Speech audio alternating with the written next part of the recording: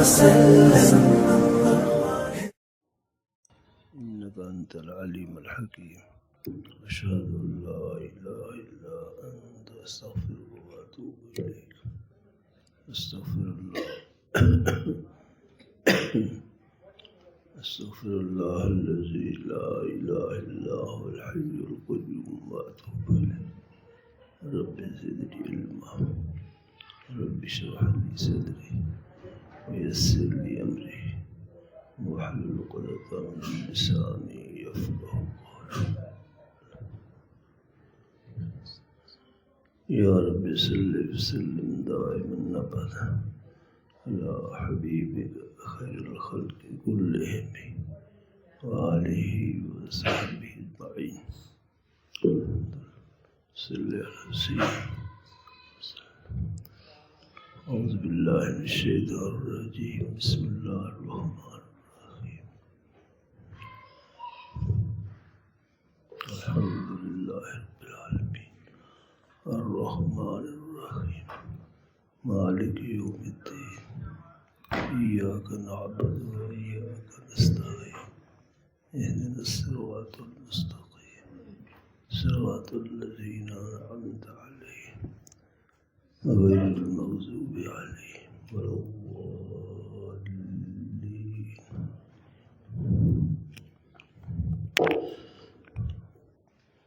رب يسر ولا تعسر وتمم بالخير. رب يسر ولا تعسر وتمم بالخير وبك نستعين. أعوذ بالله من الشيطان الرجيم. بسم الله الرحمن الرحيم. الحمد لله رب العالمين.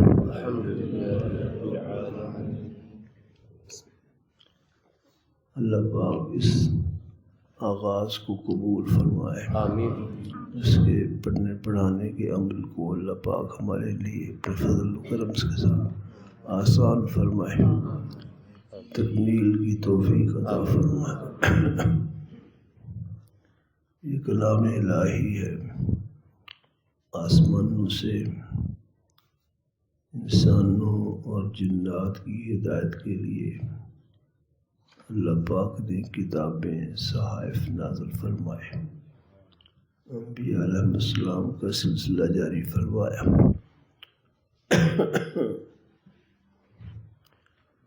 جس سے علماء کے استدلال کیا کرتے ہیں کہ ہدایت کے لیے صرف کوئی کتاب کافی نہیں، کوئی دستاویز کافی نہیں، اس کے ساتھ شخصیت کی ضرورت ہے.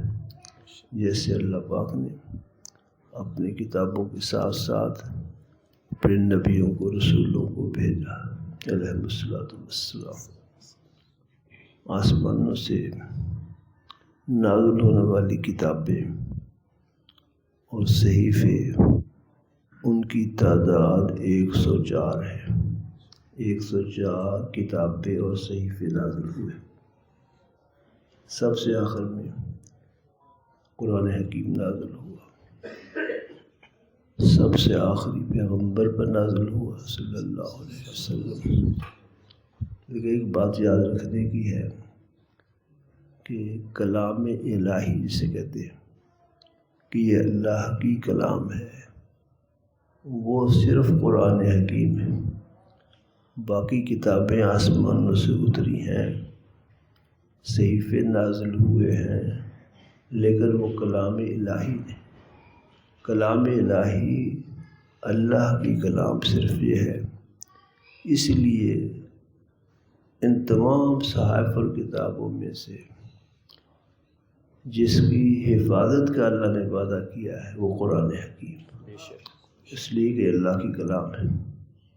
اس کا مطلب سمجھنے کے لیے یوں سمجھو، ایک ہے کوئی چیز بنا کے بھیج دی جائے، اس کو مخلوق کہتے ہیں، مخلوق. اور یہ قرآن پاک ایسا نہیں ہے تو کوئی چیز بنا کے اللہ نے بھیج دی، یہ مخلوق نہیں ہے، یہ کلام اللہ کی صفت ہے۔ یوں عنوان بھی شاید ٹھیک ہو، یہ کلام اللہ کے اندر کی چیز ہے، صفت الہی اللہ کی ذات سے قائم ہے۔ چونکہ اللہ کی ذات کو فنا نہیں، بقا ہی بقا ہے، اس لیے اس کلام کو فنا نہیں، بقا ہی بقا ہے۔ باقی رہنے والی کلام صرف قرآن حکیم ہے۔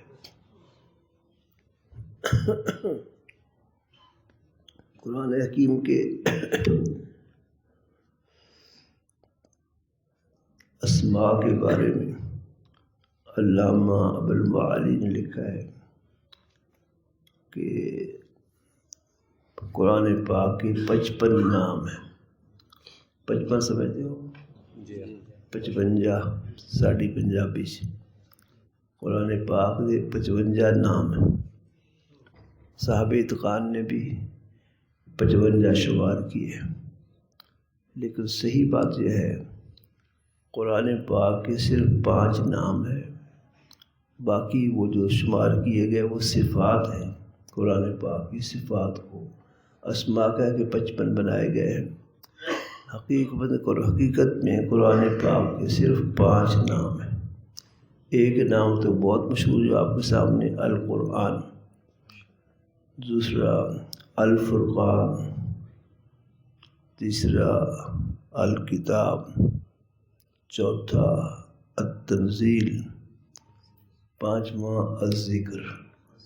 یہ قرآن پاک کے 5 نام ہیں جو علم کے طور پر قرآن پاک پر اطلاق کیے جاتے ہیں۔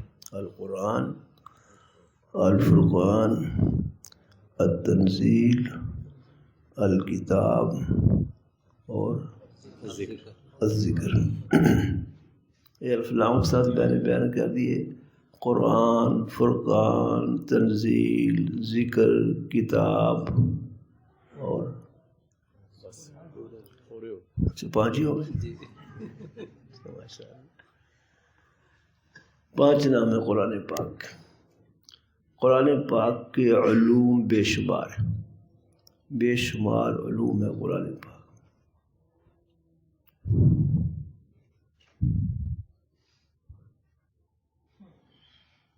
چلو بات لمبی نہیں کرنی، لیکن بنیادی علوم قرآن حکیم میں 5 ہیں۔ کتنے ہیں؟ 5 بنیادی علوم قرآن حکیم میں 5۔ ایک علم الاحکام، جیسے نکاح، بیع، شرع، جو ہدایت میں آپ پڑھتے رہتے ہیں، احکام اجارہ کے، نکاح کے، طلاق کے، مزید دیگر بھی احکام ہیں، عقوبات، عبادات کے احکام ہیں، نماز کے، روزے کے، حج کے۔ ایک علم الاحکام ہے۔ قرآن پاک میں جو 5 بنیادی علوم ہیں ان میں ایک علم الاحکام ہے۔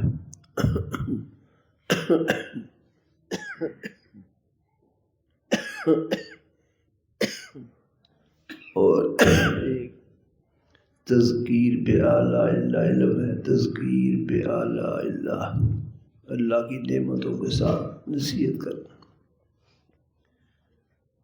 جگہ جگہ اللہ پاک نے اپنی نعمتوں کا ذکر کیا ہے، اور اپنی نعمتوں کو ذکر کر کے بندوں کو اس طرح متوجہ کیا ہے کہ میری عبادت کی طرف آؤ۔ کچھ لوگ ایسے بھی ہیں جو نعمتوں کو، رحمتوں کو سن کر متاثر ہوتے ہیں، اس لیے نعمتوں کے ذریعے سمجھایا گیا ہے کہ دیکھو میں نے یہ دیا، یہ دیا، یہ دیا، یہ دیا۔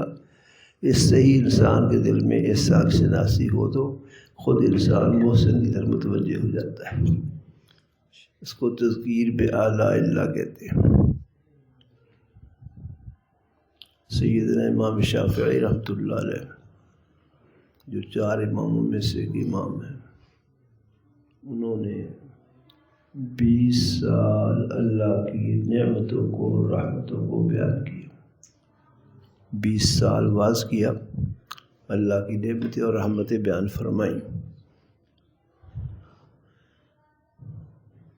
چونکہ باطن اندر اخلاص سے بھرا ہوا تھا، اللہ پاک کی ذات سے تعلق صحیح تھا، اس لیے بے حد آپ کی آواز بے تاثیر تھی۔ میں کہنا بھول گیا، اس حساب سے آگے آ جاؤ تو اچھا ہے۔ یہ مولانا غلام صاحب بیٹھے، مولانا محمد صاحب، مولانا ظفر صاحب، ادھر آ جاؤ خالی، اس حساب سے اندر آ جاؤ۔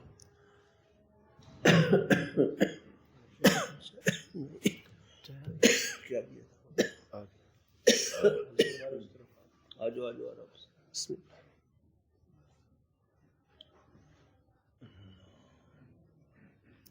امام شافعی رحمۃ اللہ علیہ نے 20 سال اللہ کی نعمتوں کو، اللہ کی رحمتوں کو بیان کروایا۔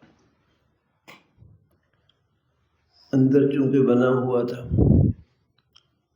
اس لیے تاثیر بہت زیادہ تھی۔ وہ جو رحمتیں بیان فرماتے تھے، ہر واعظ میں کوئی نہ کوئی غیر مسلم مسلمان ہو جاتا تھا۔ نعمتوں کا ایک اثر ہے، منعم اور محسن کی طرف متوجہ ہو۔ 20 سال کے بعد خیال پیدا ہوا کہ میں نے رحمت خوب بیان کر لی، اللہ کا عذاب، اللہ کا خوف بھی بیان کرنا چاہیے۔ الایمان بین الخوف والرجاء، تو اللہ کے خوف کے لیے اللہ کے عذاب کا بیان شروع کیا۔ جیسے میں عرض کیا، تاثیر بہت زیادہ تھی۔ اب اللہ کا عذاب بیان کرنا شروع کیا تو ہر واعظ میں کچھ نہ کچھ لوگ فوت ہو جاتے، اللہ کے خوف سے موت واقع ہو جاتی۔ پھر اللہ میاں کی طرف سے الہام ہوا کہ تم نے ہمارے عذاب کو بیان کرنا شروع کر دیا، کیا ہماری رحمتیں ختم؟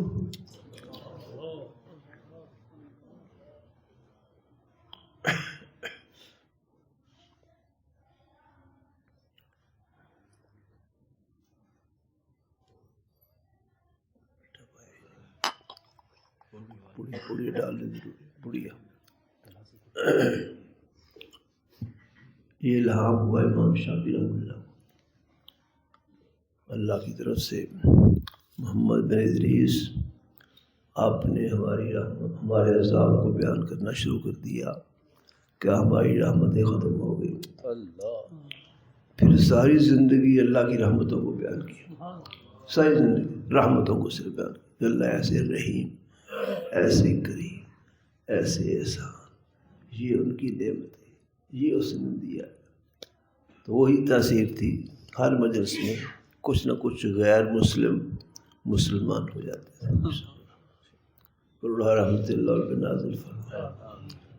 امام شافعی جس طرح 4 اماموں میں سے ایک امام ہے، بہت بڑی شخصیت ہے، اس طرح علماء کے نزدیک مجددین میں مجدد ہے اپنے زمانے میں۔ نبی پاک صلی اللہ علیہ وسلم فرمایا ہے، میری امت میں ہر 100 سال بعد ایک مجدد ہوگا جو دین کو زندہ کرے گا، دین میں لگی ہوئی زیادتیاں لوگوں کی اس کو ہٹا کر دین کو بالکل جدید صحیح پیش کرے گا۔ تو عرض کر رہا تھا کہ اس قرآن پاک میں بے شمار علوم ہیں اور بنیادی طور 5 علم ہیں۔ ایک علم الاحکام، دوسرا تذکیر بآلاء اللہ، تیسرا تذکیر بایام اللہ۔ اس کا معنی ہوتا ہے تاریخی واقعات سنا کر متاثر کرنا، کہ دیکھو فلاں قوم نے پیغمبر کو مانا کامیاب ہو گئے اور فلاں قوم نے پیغمبر کا انکار کیا، ان کی تعلیمات سے انحراف کیا، تباہ و برباد ہو گئی۔ یہ تذکیر بایام اللہ ہے۔ تیسرا تذکیر بما بعد الموت، ایک علم ہے موت کے بعد کے واقعات بیان کر کے سنا کے متاثر کرنا، کہ دیکھو ڈرو اللہ سے اور پہنچو اللہ کی رحمت تک، قرب حاصل کرو۔ پہلا علم علم الاحکام، دوسرا تذکیر بآلاء اللہ، تیسرا تذکیر بایام اللہ، چوتھا تذکیر بوابات الموت، اور پانچواں علم ہے علم المناظرہ۔ یہ پانچواں علم قرآن پاک میں علم المناظرہ کہتے ہیں۔ اس کی آسان تعبیر علم عقائد بھی کہہ سکتے ہیں، عقائد کا علم۔ علم مناظرہ میں قرآن پاک میں 4 گروہوں کی تردید کی، 4 اہل باطل کی تردید کی ہے: یہود، نصارہ، مشرکین اور منافقین۔ ان 4 گروہوں کی تردید کی ہے علم المناظرہ میں۔ سب سے پہلے یہ قرآن جو نازل ہوا، سب سے پہلے اس کا کون سا حصہ نازل ہوا، کون سی صورت نازل ہوئی؟ اول ما نزل، سب سے پہلے کیا نازل ہوا قرآن پاک میں؟ اس میں 3 طرح کی روایات ہیں۔ ڈال دی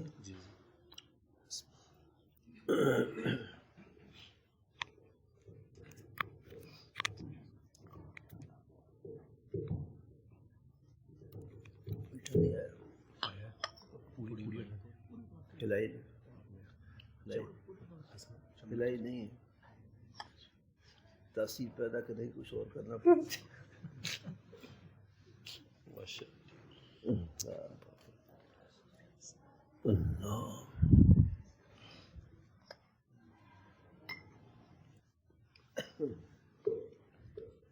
کیا عرض کر رہا تھا؟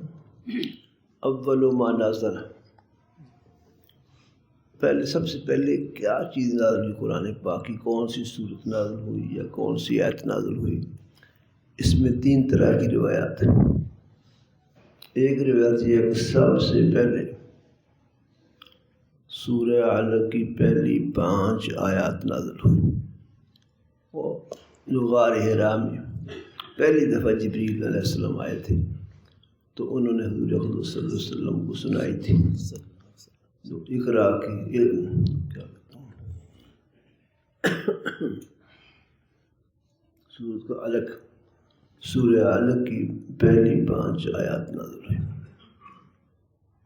دوسری روایت یہ ہے کہ سب سے پہلے سورہ فاتحہ نازل ہوئی، جس کو آپ پڑھ رہے ہیں، سب سے پہلے سورہ فاتحہ نازل ہوئی۔ تیسری روایت یہ ہے کہ سب سے پہلے سورہ مدثر نازل ہوئی۔ بظاہر روایات میں تعارض ہے، تعارض کو دفع کرنے کے لیے مفسرین نے جواب دیا ہے کہ اولیت حقیقی تو سورہ علق کی ان آیات کو حاصل ہے جو پہلی دفعہ جبریل آئے اور انہوں نے حضور کے سامنے پیش فرمائی، تو سب سے پہلے وہ 5 آیات نازل ہوئی ہیں سورہ علق کی۔ اولیت حقیقی اسے کہتے ہیں۔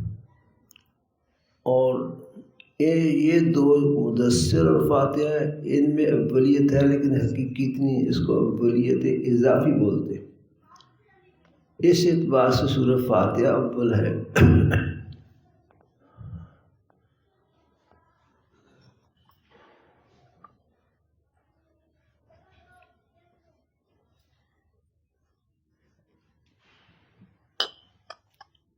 جو قرآن پاک میں صورتیں نازل ہوئی ہیں، سبسکرائب کریں ہمارے چینل کتاب زندہ کو اور بیل آئیکن کو دبائیں لیٹسٹ ویڈیوز دیکھنے کے لیے۔